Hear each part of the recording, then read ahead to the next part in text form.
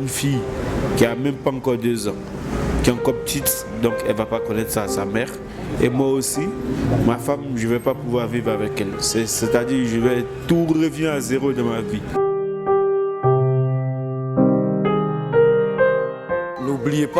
N'oubliez pas que ce pays nous a accueillis à bras ouverts. Je demande à tout le monde de rester tranquille et sérieux. Que Dieu nous garde, que Dieu nous garde.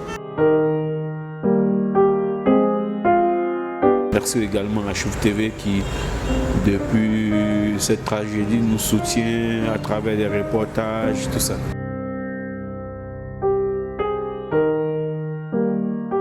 Je pense que je suis déjà passé sur cette chaîne de télé. Je suis le mari de la défunte Monica.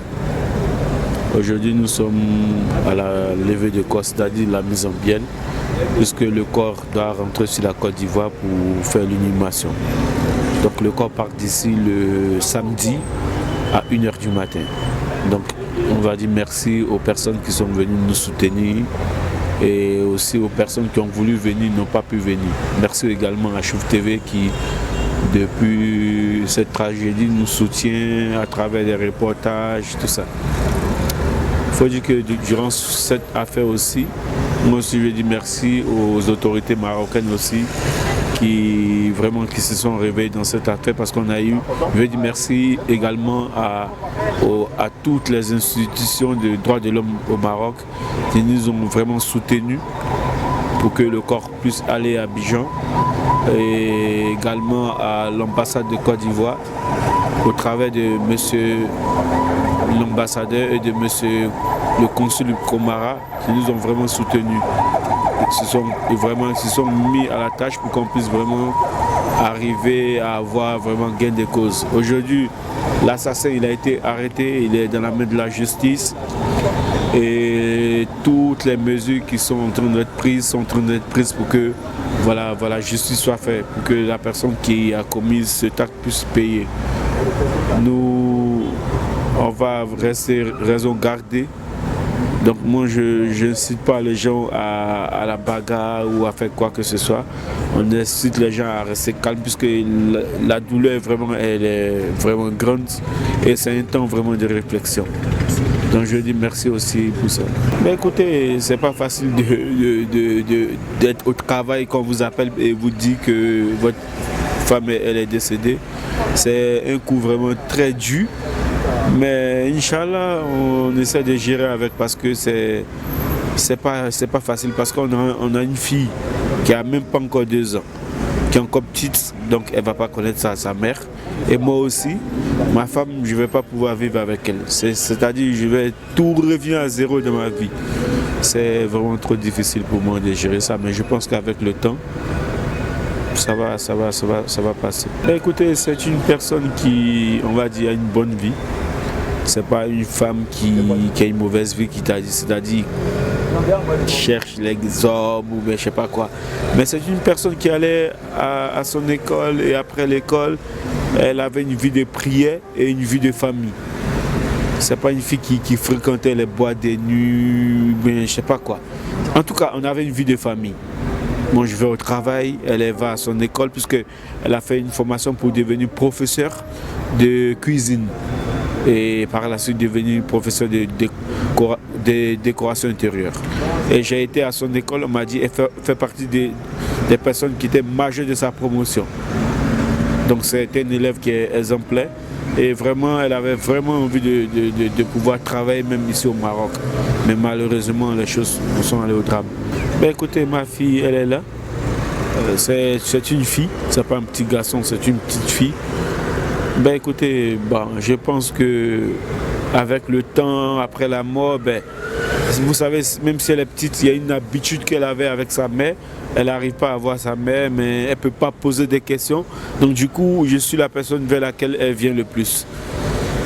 Et chaque fois que les personnes viennent à la maison, elle essaie de chercher sa mère, mais avec le temps, on sera obligé de lui expliquer, mais avec la manière pour ne pas que ça puisse la choquer toute sa vie. Mais écoutez, ça ne saurait être expliqué.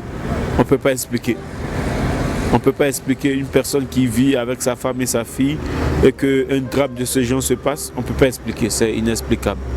j'ai une douleur que toutes les personnes qui viennent me saluer ne peuvent pas ressentir. C'est trop fort pour moi. C'est trop. Elle sera enterrée en Côte d'Ivoire. Donc comme j'ai dit tantôt, le corps il part d'ici le samedi. Et dans le courant de la semaine qui vient, on va l'enterrer. Moi je serai là-bas également. Donc actuellement je suis en train de faire mes formulaires, les formalités de voyage avec ma fille pour que je puisse assister à l'inhumation en Côte d'Ivoire. Donc normalement je dois partir d'ici dimanche. Bonjour la grande famille, moi c'est Suleiman Kamara à l'état civil. Je suis le secrétaire à l'information de la diaspora des Ivoiriens au Maroc ici. Franchement, par rapport à ce que nous est arrivé la dernière fois, notre sœur Monica qui a été assassinée par le Marocain en question, aujourd'hui nous sommes à la morgue de Rama pour la levée du corps. Pour la levée du corps, après une séance de prière, nous aurons l'occasion de l'accompagner à l'aéroport où le corps partira pour la Côte d'Ivoire, destination finale, et elle sera inhumée là-bas. Vraiment, je demande à tout un chacun de rester calme. C'est vrai, ça peut arriver à tout le monde, mais ce n'est pas une généralité. Nous sommes dans un royaume, il y a des lois, il y a des droits ici. Laissons la justice faire son travail. Je pense que c'est le moment d'apaiser notre cœur et voir certaines choses et voir dans quelle mesure nous pouvons marcher avec certaines personnes ou bien faire l'amitié avec certaines personnes. Certes, partout dans ce monde, on peut avoir des dangers partout. Aujourd'hui, le Maroc nous a accueillis à bon ouvert. Nous sommes chez nous. Marocains, Ivoiriens, nous sommes la même chose. Franchement, n'oubliez pas que ce pays nous a accueillis à bras ouverts. Je demande à tout le monde de rester tranquille et sérieux. Que Dieu nous garde, que Dieu nous garde. Vraiment, ça nous a fait très mal. Ça nous a fait très mal. On ne pensait pas que ça pouvait arriver parce que c'est une famille que la famille Monica côtoyait beaucoup. On était beaucoup ensemble, on faisait tout ensemble. Ça nous a étonné que ce jour-là, il est arrivé que ce monsieur-là puisse se comporter ainsi. Ça nous a tout dépassé. Franchement, où nous sommes, on a mal. Mais on se dit que c'est un royaume qui nous a accueillis. Le Maroc, c'est un bon pays. Voilà. Ce n'est pas tous les Marocains qui sont comme ça. Non, non, non, non, non. Tout sauf ça. Si 10 Marocains, peut-être c'est une personne, un Marocain qui peut se comporter comme ça. Sinon, on est respecté dans ce royaume, on est respecté dans ce pays. Voilà. Ce qui est arrivé, c'est un malheur. On peut dire que c'est la volonté de Dieu, mais vraiment, c'est mal fait. Je pense qu'il y a des dispositions vraiment que les autorités marocaines doivent prendre vis-à-vis de nous aussi. On peut dire que la famille s'est trouvée dans une dissolution, c'est-à-dire une tristesse totale. Il y avait une grande tristesse, une peur en plus. La famille était dans la peur, dans la tristesse. Vraiment, tout était négatif, tout était noir dans la famille. La famille est restée, elle avait une fille de 2 ans. Je précise qu'elle a une fille de 2 ans, un enfant, un bambino de 2 ans comme ça. Voilà, un enfant de 2 ans. L'enfant pleurait matin, midi, voilà, matin, midi, soir. L'enfant réclamait sa maman. Pleurait chaque jour, chaque matin, à chaque instant, où est ma maman, où est ma maman. Donc tu comprends un peu, le mari, il ne peut plus aller travailler, la tête, il ne dort plus la nuit, la famille, tout le monde est resté triste. Donc vraiment, essayez de voir. Très gentil, très jovial, c'est ce qui l'a conduit à ça. C'est parce qu'elle était très gentille, parce que ce dernier qui l'a tué, elle son premier, lui et la famille au rez-de-chaussée. Ce dernier, le couteau, il se saluait, il faisait tout. Elle était joviale, une femme tranquille, en paix et tranquille, sincèrement. Souriante, une femme capable, très gentille, très souriante, très ouverte. Vraiment, elle était à l'honneur de tout le monde. Elle était bien vue dans notre société ivoirienne, franchement. Et puis une bonne croyante. Le vide total. Parce que jusqu'à présent, on ne croit pas que c'est elle qui est couchée dans un cercueil qui sera envoyée en Côte d'Ivoire et enterrée.